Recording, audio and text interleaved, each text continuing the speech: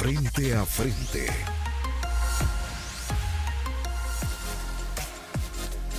Muy bien, buenos días. Hemos llegado al jueves 1 de julio del 2021.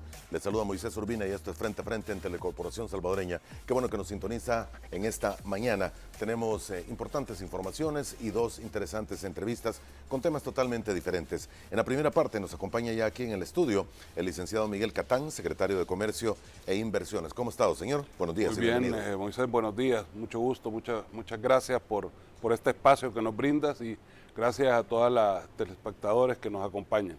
Gracias por acompañarnos. La apuesta por el crecimiento económico, inversiones y la adopción del Bitcoin en El Salvador, algunos de los temas que pretendemos abordar con nuestro invitado esta mañana, el secretario de Comercio e Inversiones. Desde ya la invitación también para que se mantenga pendiente, aproximadamente a las 7:15, vía Zoom, nos estará acompañando el licenciado Miguel Araujo. Él es el presidente de Salvanatura. Ayer hablábamos con el doctor Ricardo Navarro del Cesta, hoy nos va a acompañar él. Salvanatura ante la aprobación de una ley de agua y el cambio climático inminente que tenemos en todo el planeta. Antes de comenzar nuestra plática con el secretario de Comercio e Inversiones, vamos a mostrarle esto porque hace aproximadamente una hora más o menos, el presidente Nayib Bukele dio este anuncio y decía a través de sus redes sociales, lo anunció a través de Twitter y decía: buenas noticias para El Salvador. Y este es el mensaje que él dio. Vamos a escucharlo completo, dura aproximadamente 6 minutos y medio para tener pie también de conversación esta mañana con el secretario. Esto es lo que dijo. Pueblo salvadoreño, muy buenos días.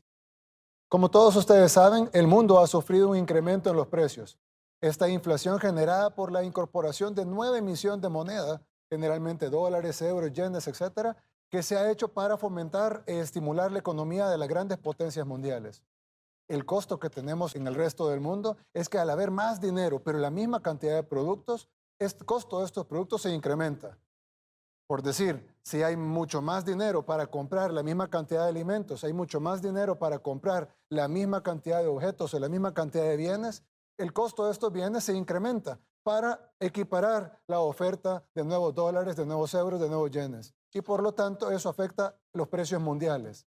Por eso es que estamos viviendo una inflación mundial que golpea el bolsillo de todas las personas en el mundo, y El Salvador no es la excepción.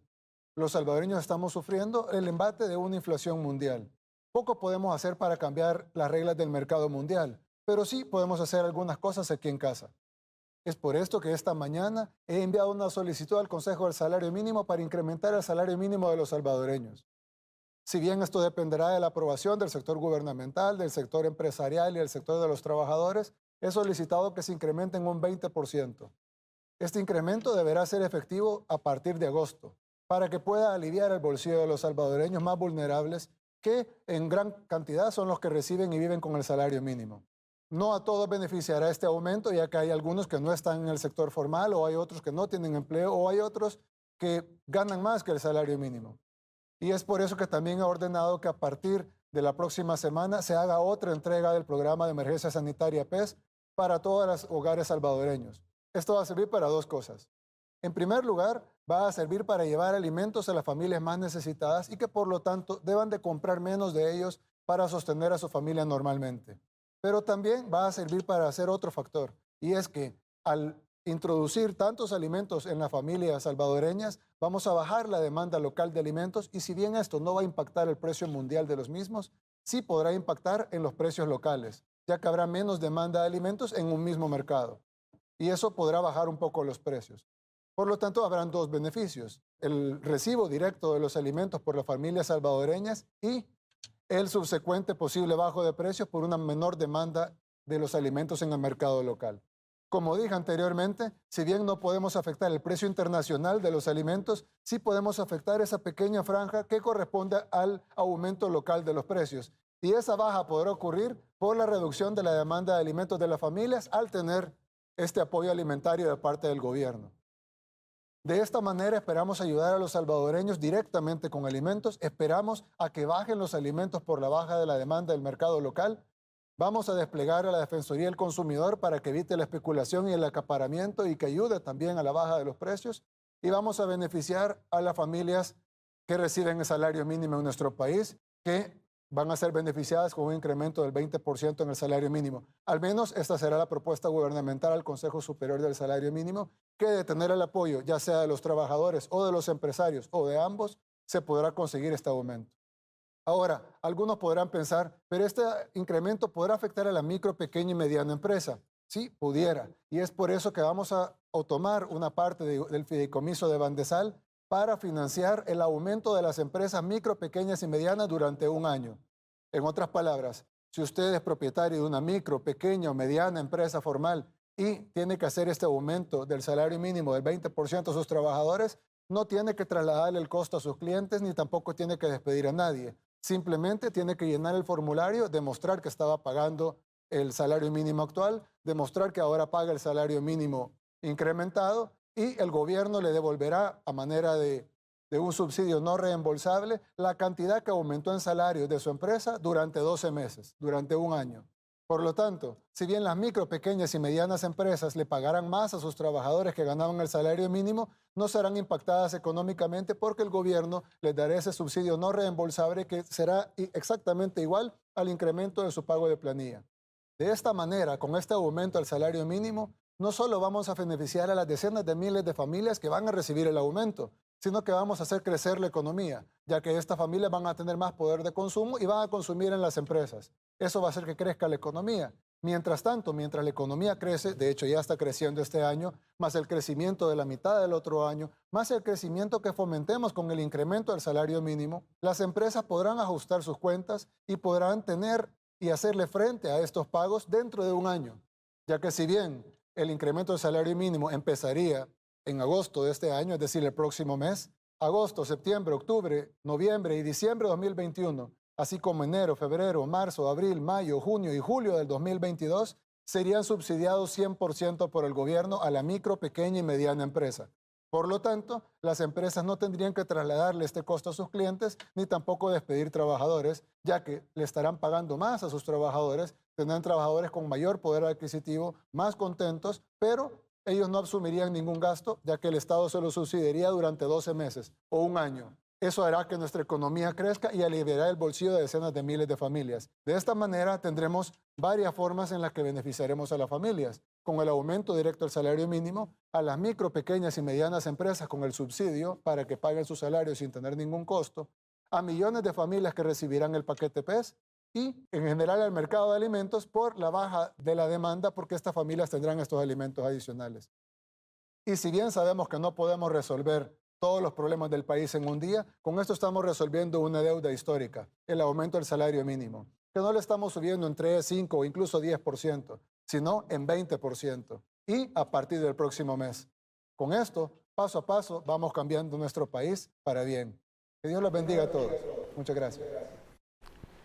El mensaje del presidente Nayib Bukele, dado aproximadamente, al menos hecho público, hace aproximadamente una hora, hora y media. Su primera reacción, secretario. Y una vez más, bienvenido, buenos días. Gracias, Moisés.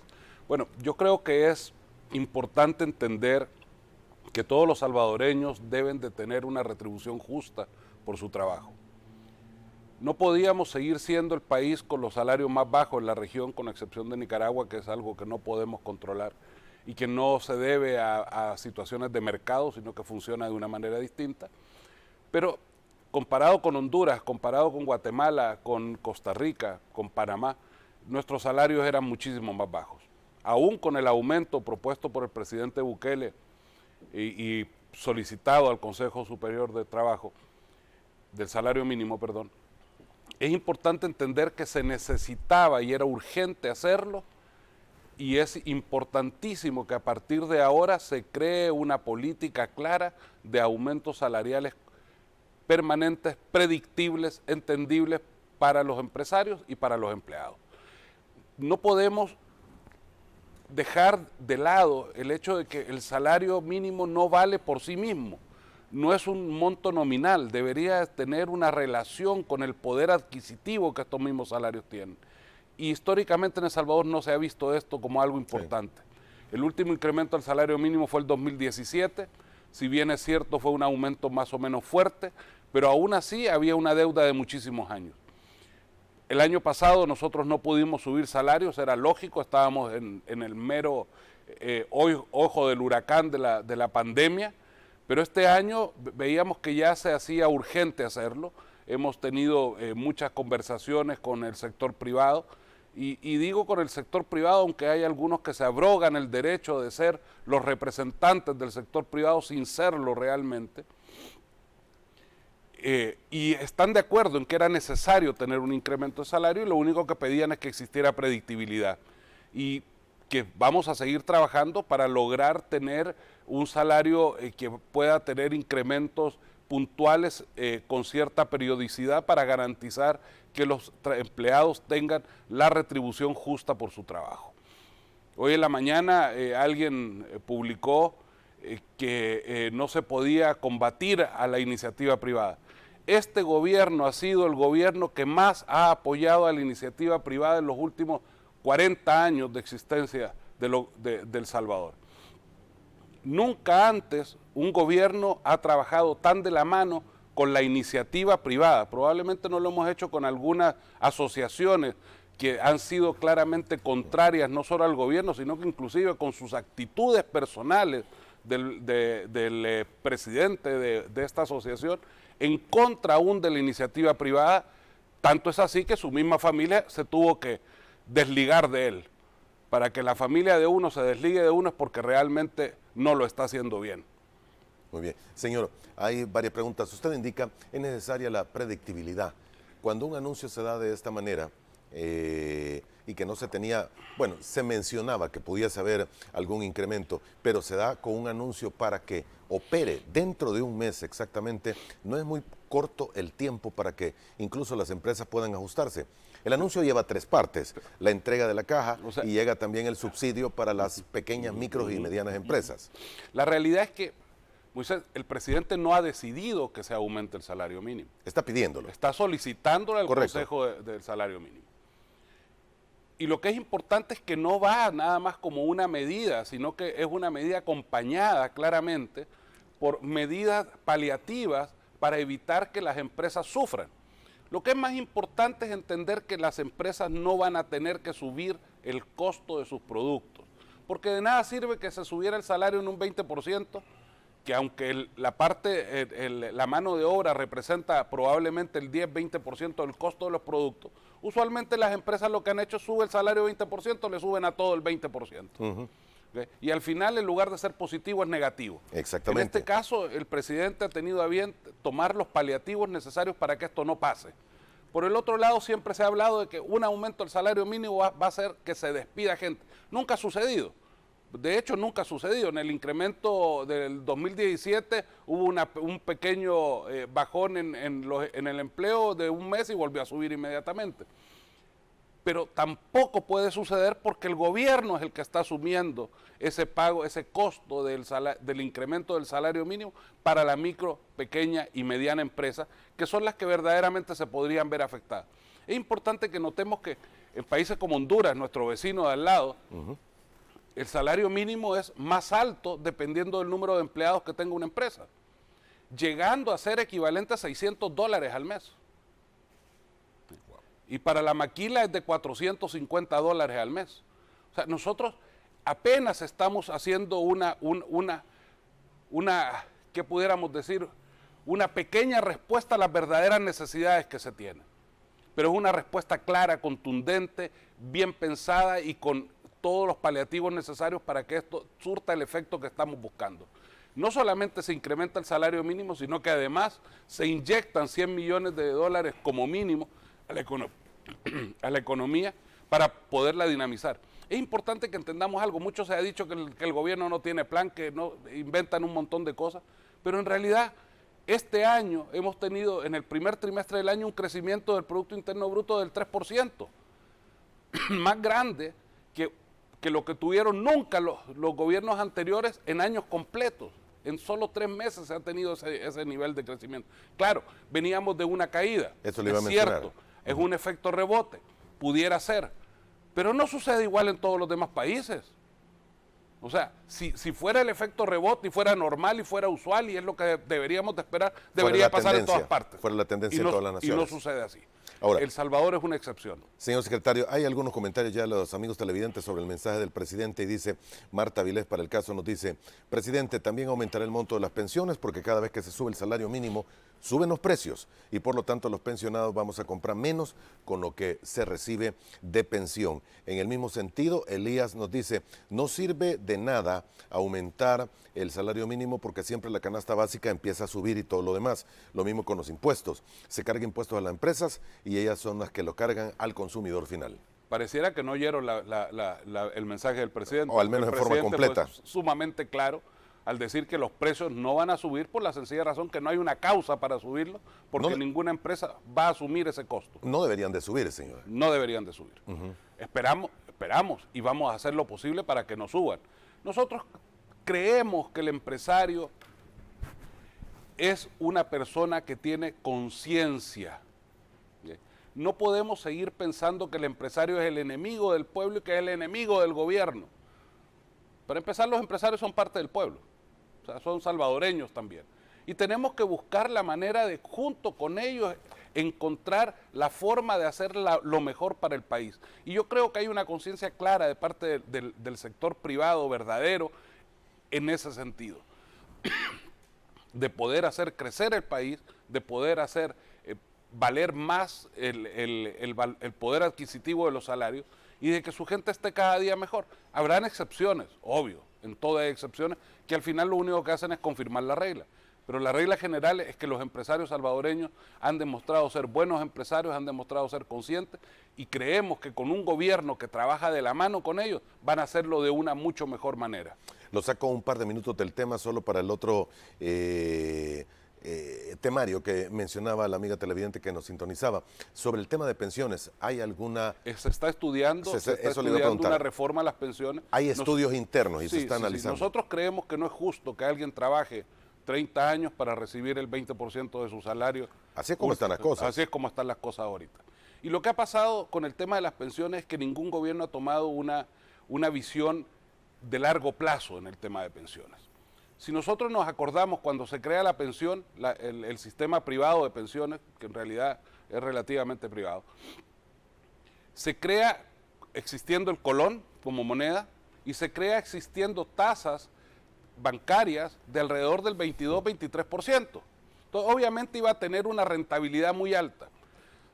Se dolariza, la tasa de rendimiento de los depósitos baja ostensiblemente y no se hace ninguna modificación al sistema de pensiones. Hasta que ya entran en crisis. Y cuando tú reaccionas en crisis para solucionar tu problema de este año, no podés verlo a largo plazo y no encontrás una solución permanente. Entonces, todas las soluciones que han hecho, todas las reformas que han hecho el sistema de pensiones han sido parches que no solo no han curado la enfermedad, sino que más encima la han agravado.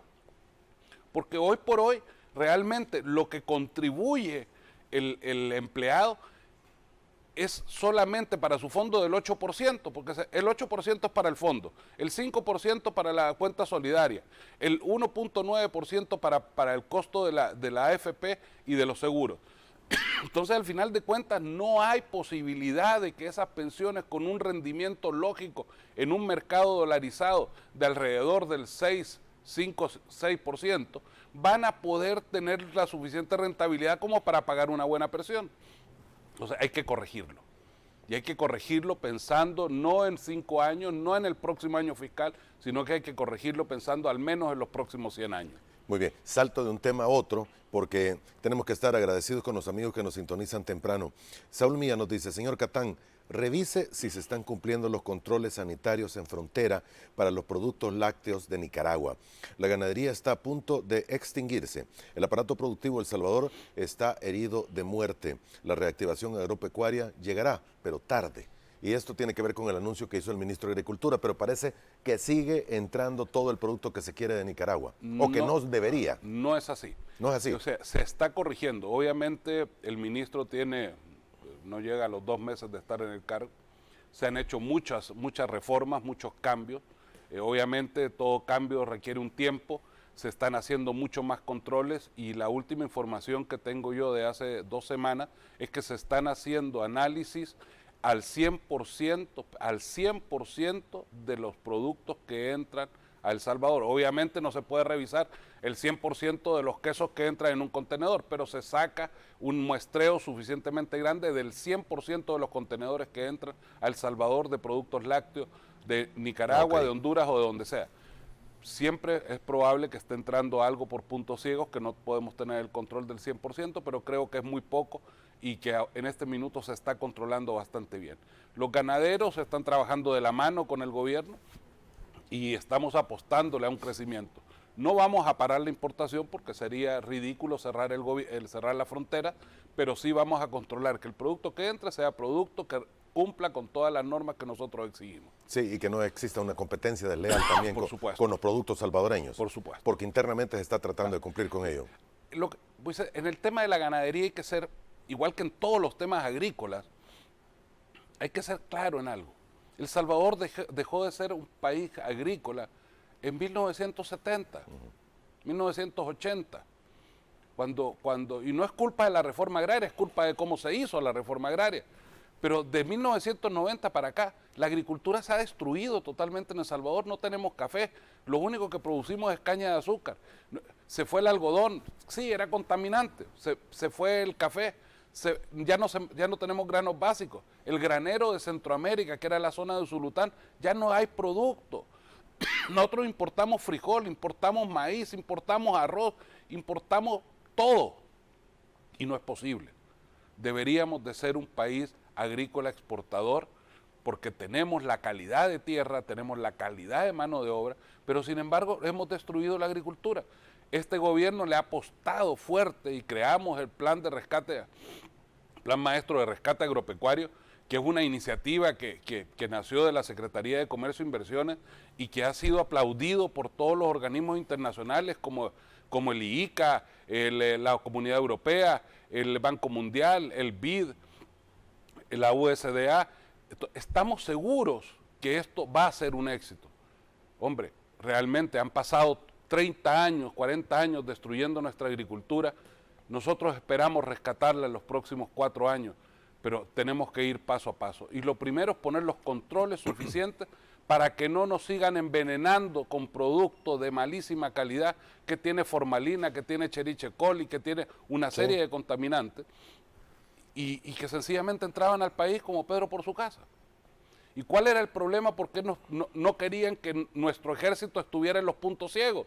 Porque por ahí también entraba el contrabando de quesos y de productos lácteos. Para Nicaragua es más barato producir porque tiene grandes extensiones de pastos. Pero si a eso le sumamos transporte, producción y todo lo demás, deberíamos de poder ser competitivos. Pero hay que darle las herramientas a nuestros ganaderos para poderlo hacer. Y claro, a Nicaragua le sale más rentable producir allá y venderlo acá porque aquí estamos en dólares también. Correcto, por supuesto. Bien. Y la mayoría de los que producen en Nicaragua son salvadoreños, ojo. Ah, no me digas. Ok, y sin las medidas. Lo que viene legalmente con las medidas son de salvadoreños. Pero lo que viene por debajo son productos más artesanales y productos de malísima calidad. No todo lo artesanal es malo, hago la salvedad. Algunos casos y los que vienen ilegalmente son los que vienen no vienen con las medidas fitosanitarias. Correcto. Hay opiniones bastante fuertes. Don Ramón Gutiérrez nos dice: populismo, ¿cuál predictibilidad? Siguen en la misma dicotomía, ustedes los buenos y Simán el malo. Ya es tiempo de superar eso. Deben comprender que quien no opina lo mismo que Bukele no quiere decir que es enemigo político, ni menos del Salvador. Yo creo que tenemos que entender algo. Yo soy amigo de la familia Simán desde niño. Crecimos juntos con muchos de ellos. No tenemos ningún problema con la familia Simán. O sea, no es una dicotomía entre Javier Simán, se pudiera llamar Pedro Martínez. El problema no es la persona, el problema es lo que hace la persona y lo que sigue haciendo la persona, dañando al país y dañando a sus mismos colegas empresarios. Porque al final de cuentas, nosotros somos gobierno, somos ave de paso, vamos a estar aquí, nos quedan 3 años con suerte, yo menos, porque el presidente le caigo mal algo que hago y me puede despedir. Pero la empresa privada, los empresarios van a estar acá permanentemente. Hay empresas que tienen 200 años, 100 y pico de años. O sea, tenemos que entender que necesitamos hacer crecer la iniciativa privada para que el país crezca. pero no la vamos a hacer crecer tratando de dañar a la misma empresa privada con actitudes como las que ha tenido Javier Simán en sus acciones. No es un tema de la ANEP tampoco. Con la ANEP de Luis Cardenal trabajamos muy bien, de la mano, buscando lo mejor para el país y para el sector privado. Pero Javier Simán no tiene aspiraciones en función de la empresa privada, tiene aspiraciones políticas, aunque él diga que no. Ese es el tremendo problema, que no ha visto, miren, si su misma familia lo desconoció, hombre. O sea, no podemos engañarnos. O sea, esto no es una dicotomía entre gobierno y Javier Simán. Esta no es una dicotomía, el gobierno es bueno y Javier Simán es malo. Javier Simán muy probablemente tiene muchísimas cosas buenas. Y el gobierno posiblemente tiene muchísimas cosas malas. Deberíamos de buscar lo bueno de ambos y trabajar juntos. Pero no se puede trabajar con alguien que enfrente dice una cosa y por detrás hace otra. EQ nos dice, y nos está escribiendo bastante gente, creo que quieren aprovechar la capacidad que usted pueda tener de todas las conversaciones y análisis que se llevan dentro del Ejecutivo. Buenos días, se rumora que viene un nuevo decreto para reformar el transporte colectivo de pasajeros. ¿Qué reformas se podrían dar y qué mejoras se tendrá para los usuarios? ¿Conoce algo de ello?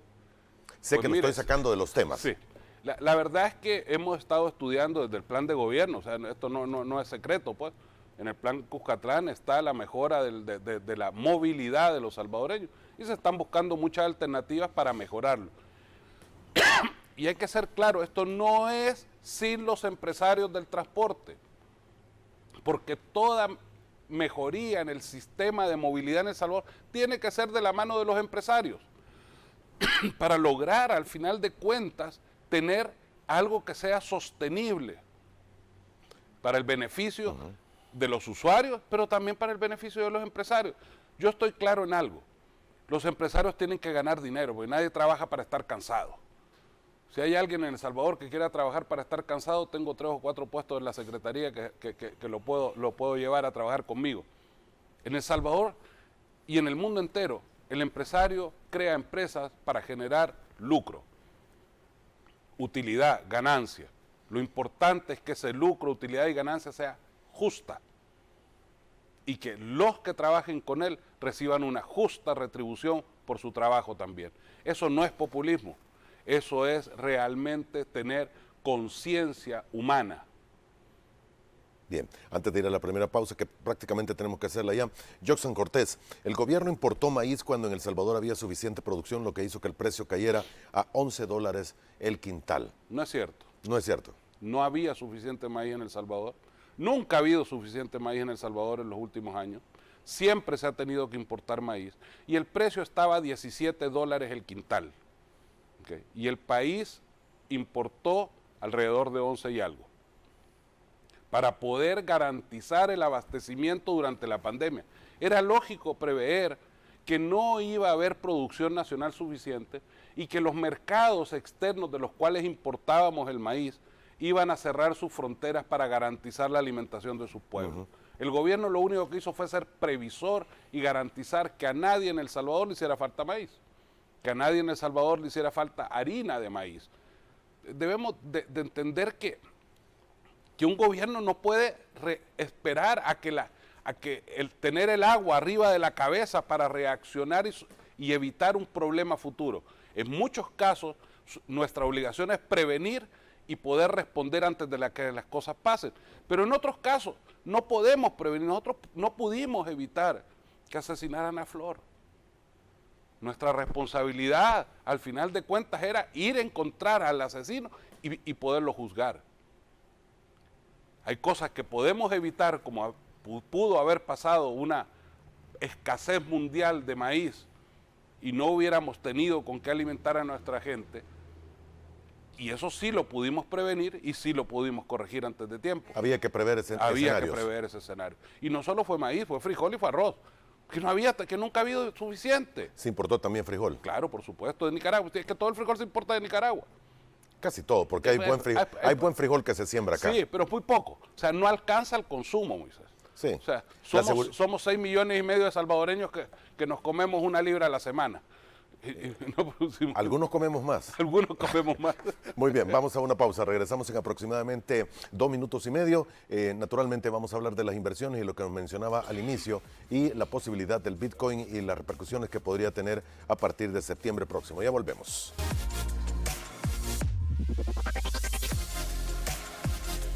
El licenciado Miguel Catán, secretario de Comercio e Inversiones, nuestro invitado en esta primera parte de Frente a Frente.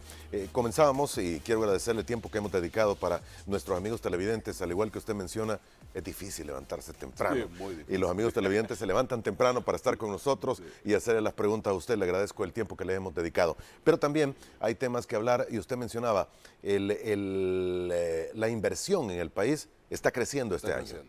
Está creciendo. Está creciendo. No podemos estar seguros si es el rebote, pero el hecho es que está creciendo. Mira, yo creo, Moisés, que hay que entender algo. Los rebotes son lentos. No es un resorte que salta inmediatamente. El crecimiento de El Salvador, en el primer trimestre hubieron altas importaciones de bienes de capital y de bienes intermedios, lo cual quiere decir que sí se está invirtiendo y por el otro lado vemos un crecimiento en las remesas familiares, el 50% más que el año pasado en el mismo periodo. Eso es importantísimo, pues, o sea, se ha duplicado prácticamente las remesas familiares. Eso significa que los salvadoreños están teniendo confianza en El Salvador, pero también los empresarios están teniendo confianza en El Salvador y ha habido grandes inversiones en diferentes áreas que están demostrando que El Salvador es un país confiable en el cual invertir. Hay seguridad jurídica definitivamente en cuanto a temas empresariales y en cuanto a cualquier otra índole de negocios en los que pudiera ser importante tener ese respaldo. Las importaciones han crecido, pero han crecido más las exportaciones, lo cual también es bueno. Tenemos que comprender que nosotros no somos un país productor de materias primas, por lo tanto, si queremos exportar, tenemos que importar, no nos queda más remedio. Unos dicen, bueno, aquí fabricamos tela, sí, pero el hilo lo tenemos que importar, y si no importamos el hilo, importamos la fibra, ya ni siquiera algodón producimos. Entonces, somos un país que tenemos la capacidad de exportar muchas cosas, pero tenemos una agroindustria que está totalmente deficitaria porque no tenemos agricultura suficientemente fuerte como para generar que la agroindustria crezca. Y a eso es parte también a lo que se le está apostando en el Plan Maestro de Rescate Agropecuario. Nosotros queremos sentar bases sólidas para el crecimiento de El Salvador. Y la base más sólida para el crecimiento es definitivamente la agricultura. Es el sector más importante con el cual nosotros podemos garantizar que nuestra población va a tener alimento, va a tener empleo y va a tener crecimiento económico. 3, 4 veces me ha mencionado el sector agropecuario. Se está pensando mucho en este sector para el repunte del país, señor. Definitivamente. Yo no soy agricultor, creo que ni siquiera he sembrado un frijol en el vasito cuando lo ponían en el colegio. pero realmente la base que sostiene una economía, y lo podemos ver en todas las economías del mundo, es la agricultura. Nosotros hemos caído en una vorágine en el tema agrícola tan serio que después de que en los años 70 nosotros exportábamos el 60% de los alimentos que producíamos, ahora importamos el 80% de lo que consumimos. Eso a mí me impactó muchísimo desde que estábamos preparando el plan Cuscatlán y empezamos a buscar la salida, le presentamos al presidente Bukele la situación del agro salvadoreño. El presidente Bukele nos instruyó que trabajáramos y creáramos un plan de rescate y que viéramos qué es lo que se necesitaba. Y lo triste del caso, Moisés, es que cuando empezamos a ver lo que se necesitaba, realmente no era ni tanto. Para rescatar totalmente el sector agropecuario de El Salvador, incluido el café, son 1.300, 1.400 millones de dólares. Y si nosotros nos ponemos a pensar que en los últimos 30 años han votado casi 3 veces eso, en planes puntuales para proyectos agrícolas que nunca tuvieron éxito, porque sencillamente no estaban bien pensados. Creamos el plan de Maestro de Rescate Agropecuario, lo presentamos a los organismos internacionales lo revisaron, lo avalaron, lo aplaudieron como algo realmente integral. Y ahora esperamos, y ya empezamos pues a trabajar en algunos sectores, y esperamos que antes del próximo mes de abril deberíamos de estar con toda la fuerza necesaria para que la siembra y las cosechas del año 2022 sean lo suficientemente fuertes como para garantizar que la economía agrícola de El Salvador va a despegar. Hay muchos sectores, y cambio de tema, hay muchos sectores que tienen temor del Bitcoin y lo que podría representar a partir de septiembre. ¿A usted qué le genera? Pues Moisés, a mí el Bitcoin cuando empecé a conocer de él y de todas las criptomonedas, pues me generaron dudas. O sea, nosotros los que ya, unos dicen que peinan canas, otros las pintamos, es algo que totalmente desconocido, pues. No logramos todavía manejar bien una tablet o una computadora mientras un niño de 2 años ve videos y hace de todo en una tablet. Pero la realidad es que no debería de haber temor en cuanto ha sido suficientemente explicado cuál va a ser su uso. El Bitcoin va a ser únicamente un sistema de pago que va a permitir a alguien hacer un pago a través de una transacción y a alguien recibir ese pago. El que recibe puede recibirlo en dólares o en Bitcoin, dependiendo lo que él quiera. No es que va a tener que recibir Bitcoin y después hacer una operación para cambiarlo. No. Es que, no. En el momento en que se recibe, la aplicación te dice, ¿lo quiere en Bitcoin o lo quiere en dólares? Aunque tú me la generes en Bitcoin, yo decido a la hora de recibirlo si lo recibo en Bitcoin o en dólares. Yo digo dólares y a mi wallet y a mi billetera se le va a almacenar en dólares. Entonces eso no tiene ningún problema. Yo lo he estado diciendo desde el primer día que salió la ley. El asunto es que, por un lado están las dudas lógicas y por otro lado están las dudas generadas. Hacen una encuesta, pero la encuesta, las preguntas, las puedes manipular y manipulando las preguntas manipulas la respuesta. O sea, y se empieza a generar mayor duda de la que en realidad tiene. ¿Qué pasaría si nosotros mañana dijéramos, se permite la circulación de euros, yenes, yuanes en El Salvador? Hace 5 años, si tú tenías euros, valían $1.60. Hoy valen $1.10. ¿Okay? 1.20. 16. Al final de cuentas, ha estado en la jugada, ya veo. Al final de cuentas, ¿qué pasa? Todas las monedas tienen volatilidad. El dólar mismo. Llévate $100 al Departamento del Tesoro que te den $100 en oro. No le dan los $100. No le dan los $100 porque no hay respaldo. Por otro lado, ¿quién anda todo su dinero en el bolsillo? Nadie. Lo tenemos en el banco, aunque sean $10. Pero lo que tiene es una anotación. El billete no lo ve, solo ve la anotación. Es exactamente igual. Si el Bitcoin sube o baja, usted no se preocupe a menos de que esté guardando Bitcoin. Pero si yo le pago con un Bitcoin hoy y usted recibe dólares, va a recibir dólares, no va a recibir Bitcoin. Si yo voy a comprar un carro que vale $35,000 y pago con un Bitcoin, le hago la transferencia de un Bitcoin, Excel o Grupo Q o quien sea, a la hora de recibir va a decir, o recibo Bitcoin o recibo dólares. Él tiene que aceptar la transacción, ¿okay? Pero a la hora de recibir va a decir, quiero dólares. O supongamos que los señores quieren guardar Bitcoin, pues recibe Bitcoin y después lo cambia cuando él quiera. Yo me puse la tarea de jugar con un poquito de comprar. Dije, voy a comprar Bitcoin toda vez que esté abajo de $32,000. Cada Bitcoin. Empecé a comprar, compré $10, compré $10, compré $10, compré $10. Bajaba de 32, compraba. Subió a 34, ahí estoy. Al final de cuentas, compré $300 y me gané $40 en una semana. Pero si yo quiero, los cambio a dólares mañana, o hoy mismo, y tengo mis $40. ¿Valió la pena? O sea, si fuera así, yo creo que nadie tendría miedo. Lo que pasa es que hay quienes dicen, ese artículo 7 que me obliga a mí a recibir en Bitcoin es problema. El problema es que dice, le ordena a aceptar Bitcoin. Pues sí. Pero es que yo estoy de acuerdo que probablemente una redacción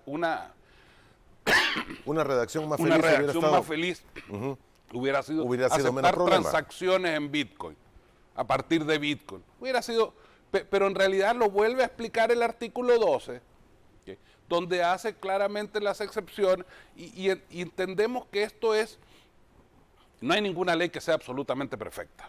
Sí. Y todas las leyes se ordenan un poco más en los reglamentos.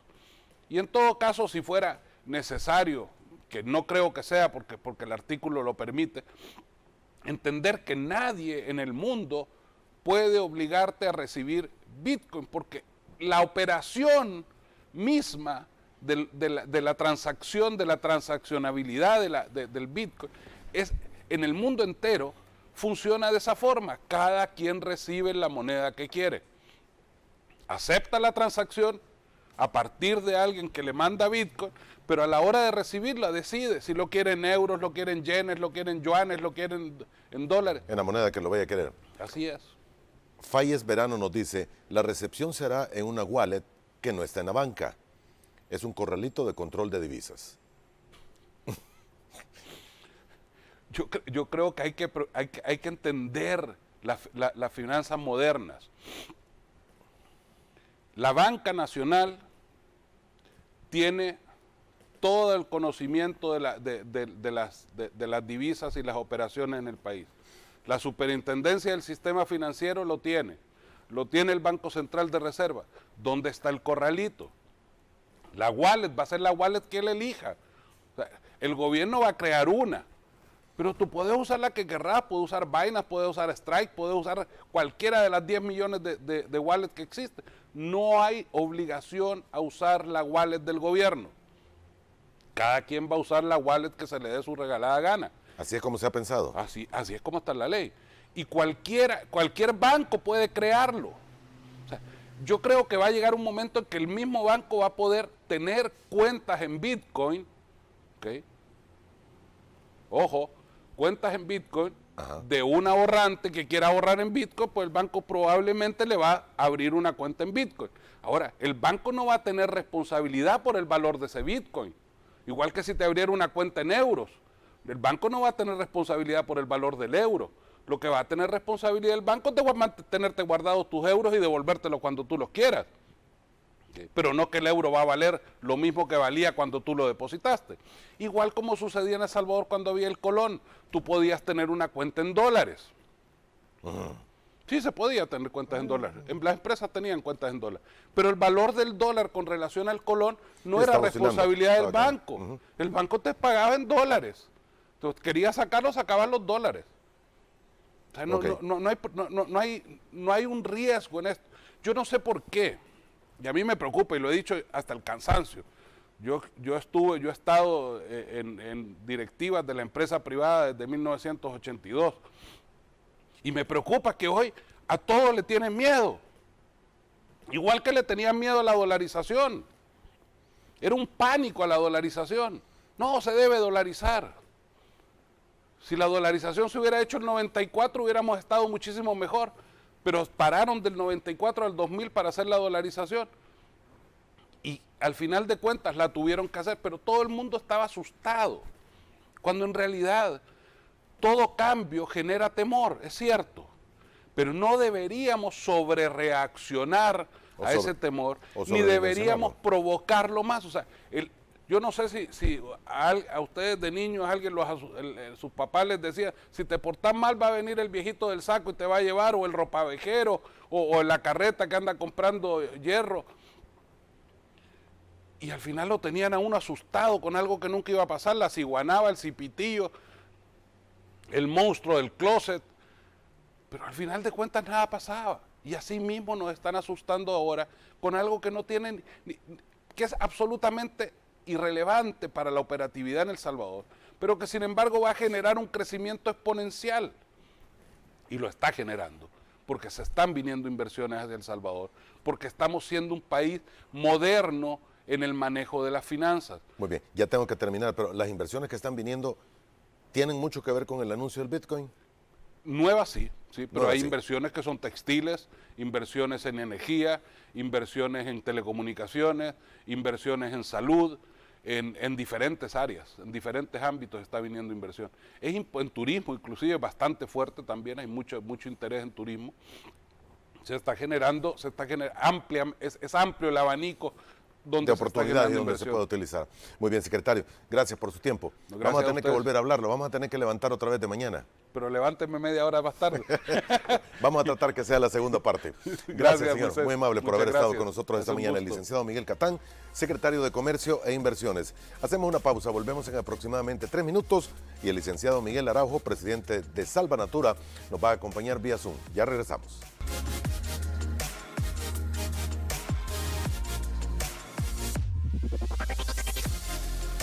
Bien, gracias por continuar con nosotros. Esta segunda parte la vamos a tener vía Zoom con el presidente de Salvanatura, el licenciado Miguel Araujo. ¿Cómo está usted, licenciado? Buenos días. Bienvenido. Gracias, muy buenos días, Moisés. Me siento muy bien. Quiero compartir mis condolencias por el fallecimiento de tu madre, igual a toda tu familia. Y un gran saludo a todos los amigos de El Salvador y amigas, por supuesto, también. Muy bien, gracias por acompañarnos esta mañana, don Miguel, y le agradezco las condolencias. Hay temas que hablar con usted. Ayer iniciamos una plática que creo que va a requerir de más oportunidad de platicar con las personas que tienen conocimiento del peligro que significa el cambio climático y naturalmente de la importancia de una ley de aguas, ley de recurso hídrico, como se le está llamando en los últimos días por el decreto o el anteproyecto presentado a la Asamblea Legislativa. Sobre estos dos puntos quisiera que iniciáramos, pero más que todo tal vez por tema coyuntural, la ley de aguas, lo que debería contener y cómo ve lo que hasta este momento se ha anunciado y se ha llevado a la Asamblea Legislativa para su estudio. Bienvenido una vez más y buenos días. Muchas gracias. Bueno, tenemos una gran oportunidad. Se ha abierto un espacio para discutir y mejorar esta ley. Hay buena disposición. La meta son 90 días. Si toma un poco más, creo que vale la pena tomarse el tiempo, pero abrir un diálogo constructivo, positivo, real y transformativo.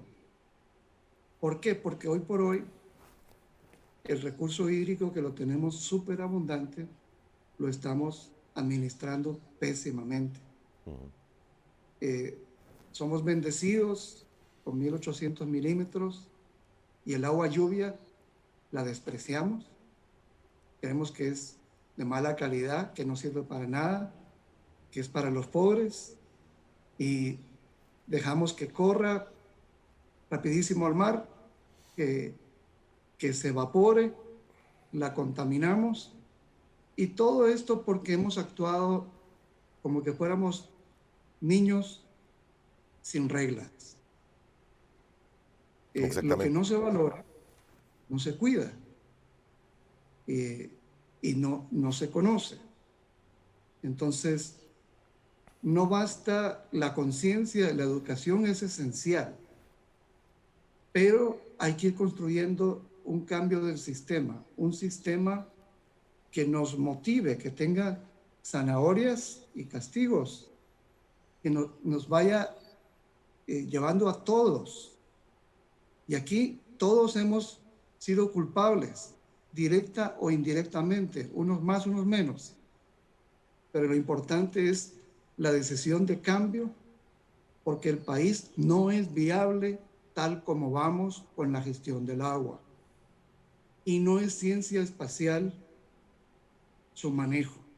Hay experiencias súper exitosas y todo se basa en una gestión inteligente del territorio, bajo un marco lógico que son las cuencas hidrográficas, y donde hay que ver todo lo que está en esa cuenca como un activo. Incluso algunos pasivos bien vistos pueden transformarse en activos. Veamos, por ejemplo, lo que está proponiendo el señor alcalde de Metapán, que ha llevado una máquina para construir bloques, para construir casas hechos estos bloques de desechos plásticos mezclados con madera. Ese tipo de innovación tenemos que impulsarlo en todo el país y hay que ponerle los incentivos. Fíjense, Moisés y queridos amigos y amigas, la Asamblea nos dejó una ley de incentivos a la electromovilidad. Hay que revisar algunos y mejorarla. Pero igual debe de haber, la ley de agua tiene que tener incentivos y desincentivos. Y tenemos también que cambiar la contabilidad, amigos y amigas. Lo que no se registra contablemente, no se conoce y no se mejora. El Producto Interno Bruto es un sistema desfasado de 1930. Aprendamos de la experiencia que ya tiene aquí Costa Rica a la vuelta. El Banco Central ha hecho ya un esfuerzo de un indicador paralelo más adecuado del valor de la producción económica, incorporando el capital natural. ¿Cuál es el capital natural? El que vemos atrás.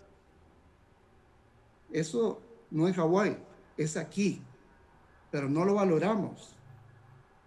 Entonces, las tarifas del agua deben incorporar apoyo para las partes altas de las cuencas, que no lo puede aguantar el consumidor. Bueno, pueden haber subsidios, pero Algunos sectores en específico.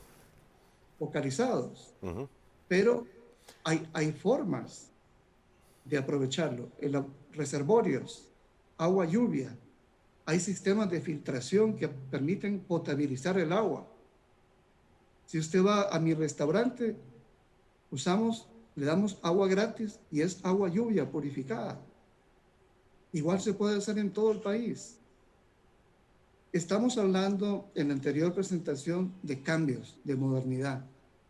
Y de hecho, estamos en todo el planeta en una etapa de transformación. El secretario general de Naciones Unidas nos está hablando de una emergencia triple, por el cambio climático, por la destrucción de especies y por la contaminación. Exactamente. Don licenciado, hay algunos temas que tienen que relacionarse directamente con lo que se ha vivido y también con lo que estamos por vivir. Estamos en los últimos días viendo temperaturas récords en la parte oeste de Estados Unidos, pero sobre todo en Canadá, donde se han registrado los históricos más altos de temperatura para aquella zona del planeta, y estamos hablando de promedios que, si no me equivoco, hoy van a sobrepasar los 50 grados centígrados. En zonas bien al norte, en latitudes bien al norte, y aquí en el área centroamericana estamos viendo un fenómeno no de la niña, no del niño, sino que un momento neutro, pero que nos ha dejado ya precipitaciones y lluvias que han sido diferentes de lo que hemos vivido. Han sido muy copiosas en un corto tiempo y por lo mismo generan inundaciones y pueden generar peligro. Todo ello es parte del cambio climático también, ¿o no? Exactamente, lo habíamos compartido en otras presentaciones, ¿verdad? Pero veamos el lado positivo. Es un momento de transformación. Fíjese que también apoyamos en todos los frentes. Esto no es de ambientalistas, es de empresarios también. Estamos en la Junta Directiva del capítulo salvadoreño del Consejo Mundial Empresarial para el Desarrollo Sostenible. Y ellos ya han adoptado a nivel mundial una nueva visión, la visión 2050, que incluye un cambio de sistema, no en forma violenta, ni mucho menos, pero justamente incorpora los límites planetarios, porque el impacto de los hombres y las mujeres en el planeta ya es muy significativo, y si no cambiamos rumbo, no va a ser vivible nuestro planeta para nosotros. Y podemos irnos a Marte, pero va a ser mucho más caro terraformar Marte que afinar nuestra conducta. Lo que tenemos. ¿Verdad? Y aprovechar la facilidad del conocimiento. Hoy en día, una innovación en Taiwán, en Suecia, en Japón, en Argentina, la podemos acceder ya. Entonces, la tecnología digital es clave, las redes de conocimiento, y algo muy importante, Moisés y amigos. No se trata ahora de decir tú eres blanco, tú eres negro. Todos hemos tirado la piedra en esta situación, unos más, unos menos. Tenemos que promover un mensaje de unión de esfuerzos. Igual estamos presidiendo el capítulo salvadoreño de la Asociación Mundial del Agua para El Salvador. Y Moisés, lo hemos hablado, esto verde que ves atrás es el inicio del límite suroccidental de la cuenca del Nilo del Salvador, del Nilo de Centroamérica, el río Lempa. Es esencial que en la ley del agua tengamos el detalle de cómo vamos a organizar estas cuencas. Y tienen que ser manejos que incorporen no solo el agua, sino que el manejo inteligente del territorio y los recursos y de la cultura. Somos millonarios en soluciones. Te doy 2 ejemplos. El ojuste, la moringa. Productos del bosque subutilizados y que tienen incluso el ojuste más capacidad nutritiva que el maíz, el trigo, y un valor antropológico ancestral. Tenemos que redescubrir esos capitales olvidados. Eso es un valor seguro, y cuanto antes lo hagamos, mejor, porque vamos a valorarlos y a transformarlos. Fíjate, por ejemplo, toda la iniciativa de Surf City está aprovechando un recurso natural. Claro.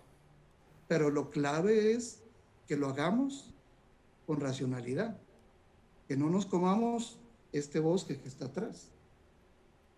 Y esto no tiene que ser que porque si yo tengo alma ecologista o no, tiene que ser por el sistema de incentivos y desincentivos que me motivan o me desmotivan a hacer lo correcto. La educación, por supuesto que sí. Moisés y amigos, es el momento de la unión. Quiero compartir que en ese espíritu estamos ya en pláticas avanzadas con otra organización ambientalista colega para unir esfuerzos con FUNCEL. Nos complementamos. Salvanatura, experiencia en áreas protegidas, en agricultura sostenible y regenerativa, y FUNCEL en la gestión de la vida salvaje y natural. Pues estamos en diálogo para trabajar juntos y para ofrecer el comanejo del Parque del Bicentenario y para promover en todo el país el comanejo de las áreas protegidas, porque se abandonó esa estructura, se pretendió que el Estado podía manejar todo y no tenemos ahora una situación de áreas protegidas en papel. Okay. Hay que ayudarle al Estado. Lo interrumpo, licenciado. Hay algunas preguntas de los amigos televidentes. JC nos dice, pésame en nuestras oraciones, Moisés. Pregunta a su invitado, ¿no debería Salvanatura tener voz sobre los permisos de construcción y desarrollo urbanístico en nuestro país? El destale de zonas verdes es increíble lo que se está dando. Muy buena pregunta. Hace poco en un medio escrito me preguntaban de las orejas que van a afectar el Parque del Bicentenario. Y yo les decía, miren, tenemos que tener un sistema para que no estemos apagando incendios de que si un permiso u otro. Tenemos que discutir la planificación hacia dónde vamos, cuál es el modelo de ciudades que queremos y poner los incentivos y desincentivos y tener todo digitalizado. Y sí, que todos nos convertamos en observadores y en protectores de que se cumpla lo acordado. No solo porque es lo más recomendable y lo necesario, sino que también porque entendemos las consecuencias de no hacerlo y porque tenemos los incentivos y desincentivos para ese cambio. Sí, exactamente. Ahora, señor, hay medidas que van a tener que tomarse a corto plazo. Hemos visto lluvias e inundaciones rápidas. Se habla mucho de que somos un país millonario en la cantidad de lluvia que recibimos cada año, pero toda corre río abajo hacia el mar. cuando deberíamos de tener sistemas de inyección al subsuelo o el manejo de aguas por lo menos para car wash, para regar los jardines, para tener la posibilidad de usarlo algo más. En algún momento se habló en las cuencas de estos ríos desagüe, entre comillas, y la palabra suena mal, pero que se podrían hacer lagunas, creo que la palabra adecuada es delaminación y otros temas similares, pero se va en propuestas y nunca se ve nada concreto. Correcto. Atención, Bandesal. Bandesal y amigos del Ministerio de Hacienda. Salvanatura ha expresado en letra formal un ofrecimiento. Sabemos que somos el país en Centroamérica al borde del límite y casi a punto de caer al precipicio por el abuso del capital natural. Podemos gestionar con nuestros aliados si adquirimos un compromiso hacia el desarrollo regenerativo que busca no solo que no tengamos impacto negativo al medio ambiente o a lo social, sino que busca regenerar, recuperar la salud del capital natural y del capital social, humano, cultural. Podemos, con ese compromiso, Moisés, apoyar con los aliados internacionales de Salvanatura un canje de deuda por desarrollo regenerativo. ¿Y necesitamos ese canje de deuda? Por supuesto que sí. Pongámonos las pilas. ¿Este canje de deuda está funcionando en este momento? ¿Hay algunos países que están siendo beneficiados? No, todavía no. El canje de deuda se ha dado únicamente para los países del Caribe dañados por el cambio climático. Hasta ahora, nadie ha tomado la bandera del desarrollo regenerativo, pero tenemos la oportunidad, El Salvador, porque no tenemos otra opción, de levantar esta bandera y convertirnos en un territorio vitrina del cambio. En nuestro país se puede regenerar un ecosistema muchísimo en un periodo de 10, 15 años. Moisés y amigos y amigas, vean la película Besa al suelo, Kiss the Ground, Kiss the Soil, Kiss the Ground, en Netflix. Se habla de una regeneración en China, de un área de 35,000 kilómetros. Es un área que no es tan bondadosa en precipitación como Centroamérica, como El Salvador. Pero podemos hacerlo, debemos hacerlo. muy bien, ahí me perdí un poco en el tema, en este momento final que usted mencionaba. Ahora, usted indicaba, tenemos un Nilo en nuestro país, no lo llevemos a Centroamérica porque tal vez nosotros deberíamos de ser los más preocupados y estar atentos de lo que ocurre en el EMPA.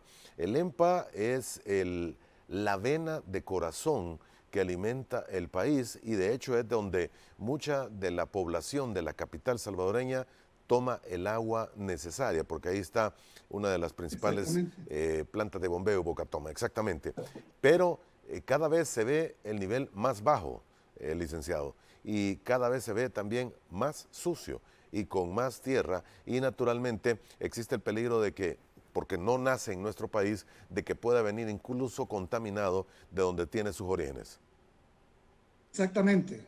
Ahora, debemos de verlo El Salvador porque estamos en la parte baja. Sí. Y nosotros recibimos el beneficio o el daño de la salud de la parte alta. Pero esto implica también el manejo trinacional. Tenemos la oportunidad enorme ahorita. Hay un nuevo proyecto que debemos de conocerlo todos. Viene un proyecto de la OEA y el Fondo Mundial del Medio Ambiente para la parte alta de la cuenca del EMPA. Pero no se ha discutido. Debemos de conocerlo. Debe de tratarse, tenemos el plan Trifinio, que es excelente, y los vicepresidentes están ahí. Es un alto nivel. Hay una reserva de la biosfera que incluye todo el plan Trifinio, pero cubre también Lago Huija, que es compartido con Guatemala. ¿Y qué tenemos? Tenemos un problema de desechos plásticos que vienen de Guatemala, también de nuestro país. Pero ahora hay un riesgo muy alto, porque la mina Cerro Blanco, Moisés y queridos amigos, esto no se ha divulgado lo suficiente, ha sido adquirida por una empresa canadiense, Bluestone, y va a pasar de estar inactiva y anteriormente con un método de explotación por túneles subterráneos a una explotación a cielo abierto. Esto implica un gran riesgo de daño a todo el complejo Lago Ouija, que es el que después baja el agua y le da agua a San Salvador, porque es parte alta media de la cuenca del río Lempa. Y es una reserva de la biosfera protegida por la UNESCO. Salvanatura propone que la convirtamos en un patrimonio mundial de la humanidad, porque ahí están también los petrograbados más grandes de toda Centroamérica. En Cuija. Hay volcanes, en Huija, ¿sí? Hay volcanes. Y tenemos que cambiar ese tema de la contaminación. Un ejemplo, Metapán. Todas las aguas negras van, todas, y aguas industriales, a la laguna de Metapán. Y la laguna de Metapán infiltra al lago Ouija. Y de ahí el problema de las algas que se dio la vez pasada, se sospecha que pudiera haber venido de esa zona. Salvanatura se ha movido y tenemos aliados, y los aliados para el lago Ouija principalmente son los amigos rotarios, que han adoptado el tema ambiental a partir de este año, ¿verdad? Mi amigo Mauricio Andino, con la iniciativa Rotary Olimpia, y ahora que es presidente del Club Rotario de Santa Tecla, nos está animando a un cambio transformativo que empieza por la limpieza, pero con la visión de Salvanatura de cada verde, nos vamos a transformar la subcuenca de la Ouija. Sí. A diseñar una autoridad de cuenca, un plan de manejo, pero todo esto requiere recursos financieros y mecanismos sostenibles. La CEL tiene una presa ahí, tiene que contribuir, ¿cierto? La alcaldía tiene que ponerse en orden. Tenemos también que cambiar de economía. Ojo, ya no vale la economía del PIB. Hay que adoptar la economía de la dona. De la dona. Así como, ¿sí? Visualmente se ve muy fácil. El círculo exterior son los límites planetarios. Y ya estamos en 4 de los 9 indicadores con luz roja. Hay que bajarlos a luz amarilla y luz verde. El círculo interior es la satisfacción de las necesidades básicas dignas de la humanidad. O sea que para estar en la zona de confort hay que haber cubierto esas áreas.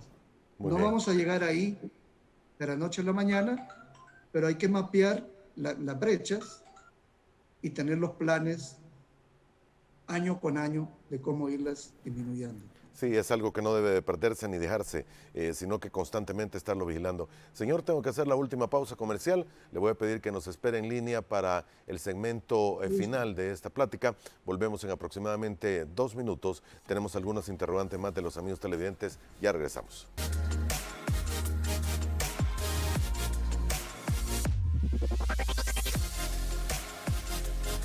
Parte final de nuestro programa esta mañana de día jueves, el licenciado Miguel Araujo, presidente de Salvanatura, nos acompaña. En una plática, en una entrevista que le hicieron a usted, licenciado, mencionaba, tenemos los próximos 10 años como momento importante y decisivo para implementar una década verde con la que se intentaría revertir los daños causados a la naturaleza y en el país y en Mesoamérica, devolverla a límites medioambientales sostenibles. ¿Es que todavía hay capacidad para volver atrás de lo que se pudo haber dañado ya? Se puede en muchas dimensiones, debido al clima subtropical que tenemos. Tenemos ejemplos, por ejemplo, la Fundación Enrique Figueroa tiene experiencias de regeneración impresionantes y ellos llevan ya 20 años en una área natural pegado al bosque de Montecristo, otra área pegada al lago Huija. Otros países la tienen más difícil. Nosotros podemos hacerlo y además podemos valorar y aprovechar económicamente, sosteniblemente, esa exuberancia natural que tenemos. 600 especies de aves, cuando todos los Estados Unidos tienen 1.400. Amigos, todo esto de la temperatura en Canadá y las lluvias es el mismo fenómeno. En apenas 50 años hemos liberado los gases de los residuos de dinosaurios que tardaron 150 millones de años. Y lógicamente, siendo el planeta 70% de agua, hay más agua en las nubes, hay más evaporación. Y tenemos temperaturas más altas porque es como que una refrigeradora del freezer se arruine. Los polos sur y norte son el freezer. Y ya cuando el freezer se arruina, toda la refrigeradora no funciona. Estamos a tiempo, pero es la última llamada. Pero Sí. podemos hacerlo, está en nuestras manos. Démosle oportunidad a esa bendición de nuestra ubicación, de nuestro clima, de nuestra herencia maya, que tiene muchísima sabiduría. Reconstruyamos el Parque del Bicentenario, ahora que cumplimos 200 años, relancémoslo con la visión grande que se tuvo y incidamos en que la cooperativa El Espino sea apoyada, en que sea rentable con frutos del bosque, a que el fondo de agua que se está preparando para el área metropolitana de San Salvador funcione. Ahí hay organismos internacionales como The Nature Conservancy apoyando. ¿Para qué? Para que todos los que tengan terrenos en el volcán reciban un pago por la reforestación y el cuidado y puedan tener algún manejo turístico, pero bajo reglas, no desordenadas. Exactamente. Y no una explotación masiva, el recurso turístico, como usted indicaba, que podemos tener lugares Así hermosos, es. pero que se están destruyendo porque no se administran para conservarlos. También, Moisés, una gran invitación a aprovechar el potencial de iniciativa de las mujeres y de los jóvenes. Ya lo comentó don Miguel Catán. ¿Sí? Los jóvenes son digitales 1000%. Tenemos que unir la experiencia, los contactos, la sabiduría de personas como un servidor. Eso implica responsabilidad, con esa habilidad de los jóvenes, irlos preparando, y las mujeres empoderarlas, son la mayoría en el país. Saquemos esa ventaja, cambiemos, transformemos el país, dejemos a un lado los colores políticos, apoyémonos en la ciencia, seamos innovadores, llamemos la atención mundial por algo positivo, un reto que va a tener apoyo global, el desarrollo regenerativo. Exactamente. Señor, me quedan aproximadamente 2 minutos para concluir. ¿Cuál podría ser el llamado final para terminar esta plática? Amigas y amigos, Salvanatura te llama no solo para que apoyes Salvanatura, principalmente para que apoyes a tus organizaciones locales, a tus autoridades locales, e incidas con tu opinión, con tu voto cuando sea el momento, para que esta visión ambiciosa pero indispensable se haga realidad. Salvanatura se ofrece como el articulador, facilitador de esta visión. Nos hemos reunido con el ministro del Medio Ambiente, que ha recibido muy bien nuestra propuesta. Vamos a abrir diálogo con la Asamblea, pero tú al final vas a decidir si le apostamos a la vida, al éxito o al precipicio. Estoy seguro que vamos a ir por la primera opción. Ánimo, podemos hacerlo. Y ojalá así sea.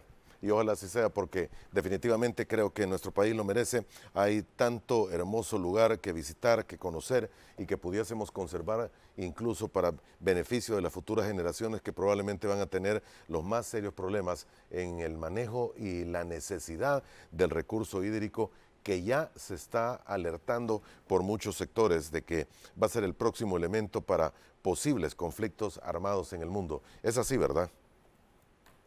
Así es, y nos pueden apoyar en la década verde. Hay patrocinios para instituciones o empresas fundadoras de $10,000 por una vez, por 10 años, o por $1,000 anuales. Pero estamos en diálogo con la Asamblea Legislativa para que nos den la luz verde para el financiamiento que nos aprobó la Asamblea en el presupuesto nacional, ya que Salvanatura nunca ha implementado un proyecto con fondos de la Asamblea, y estamos en un asunto vital de vida o muerte que no puede esperar. Muchísimas gracias por su apoyo y los esperamos siempre en Salvanatura. A usted, gracias por habernos acompañado esta mañana, señora. Ha sido interesante conocer los distintos puntos de vista que existen sobre las problemáticas que existen para nuestro país en el ámbito de la naturaleza. Le agradecemos la oportunidad que nos ha dado. Bien, y antes de concluir, solo para terminar con un tema ambiental precisamente que se ha venido mencionando, la observación que tiene el Centro de Huracanes. Hay un nuevo sistema, su nombre ya es Elsa. Es una tormenta tropical, esa es la trayectoria más aceptada de todos los modelos, pronosticada para los próximos 5 días. La posición final del sistema lo llevaría muy cerca del extremo sur de la Florida, y estamos hablando de que esto podría estar ocurriendo el martes de la próxima semana. No va a estar cerca del istmo centroamericano, aunque su paso por el Caribe podría modular de alguna forma la zona de convergencia intertropical y que hubiese más humedad en el área. Sí vale la pena destacar, cuando vemos la imagen completa, ahí lo tiene usted, dónde se encuentra Elsa. Es válido que lo señalemos y lo mostremos para que nos podamos ubicar de qué estamos hablando. Esto que ve aquí es Elsa. Este otro, que está comenzando a verse con alguna posibilidad de desarrollo económico, por el momento es únicamente una onda tropical, pero hay más saliendo de las costas africanas, y hay que tomar en cuenta también lo que fue el primero que se vigilaba en el área del Atlántico, que por el momento es únicamente una onda tropical moviéndose ya por el Caribe interior. Es muy probable que tanto hoy jueves como mañana viernes e incluso el sábado las lluvias sean menores de lo que hemos visto, pero que podamos tener un rebrote de lluvias a partir del domingo, precisamente por la primera onda tropical, que sería el recuadro ese que le mostrábamos en el Caribe interior. Llegamos hasta aquí. Gracias por haber estado con nosotros en este inicio de mes. Tenga muy buenos días y primero Dios nos volvemos a ver mañana a la misma hora.